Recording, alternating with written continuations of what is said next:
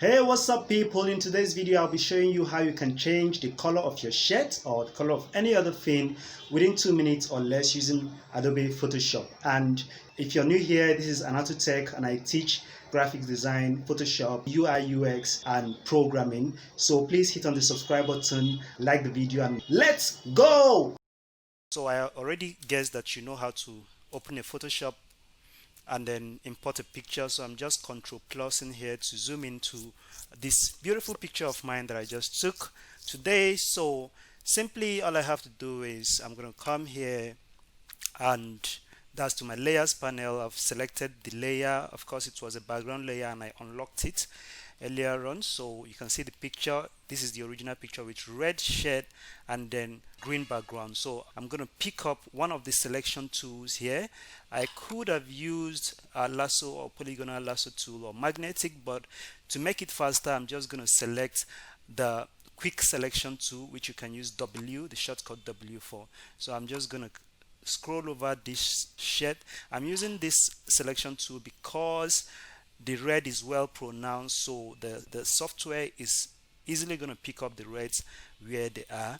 So you can see that some parts of my hand here are selected, so I'm just going to hold the Alt button. When I hold down the Alt button, you can see that the tool here has turned to minus, so I'm just going to click around my hands. So I'm going to remove the areas. Yes, so the system automatically was able to pick up just the red. So once I'm done, I'm just going to come over here, okay, and select create a new fill or adjustment layer. I'm just going to right click on that.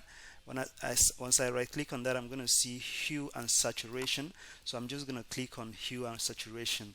You can see that I have a hue bar here that I can actually scroll, and by scrolling I can change the color of my shirt to any other color I want, and I can use saturation to make it more realistic by reducing this. I like the green, so I'm going to keep it at green, or if I don't want the green I can pull it all over to purple or to blue color, or maybe we could leave this at blue for now, and then we could make it brighter or reduce the brightness to make it look more realistic. So once I'm done there, you can see about the selection. After the first selection I could have used select and mask here to refine the edges, but because I'm trying to be as fast as possible with this, I didn't do that. So you can see that I've easily been able to change the color of my shirts within this short period of time. So why did I use the hue and saturation? It gives me the ability of switching this off and on without actually damaging the original picture that I used. And then with this hue and saturation I can do a couple of other things like edit the selection, but for now I'm just going to cancel that. And then you can see that I've been able to do this.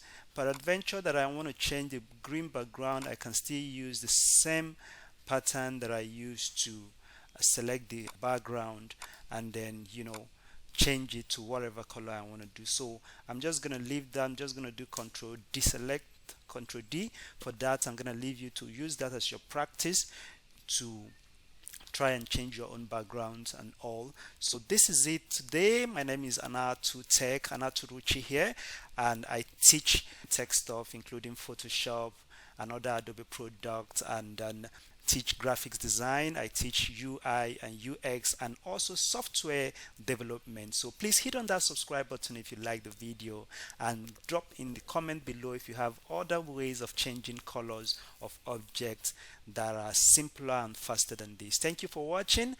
From here to you till tomorrow when I'll be releasing next video. Much love to you, but I actually advise you to hit on that subscribe and notification button so that you can get notified about my videos once they drop.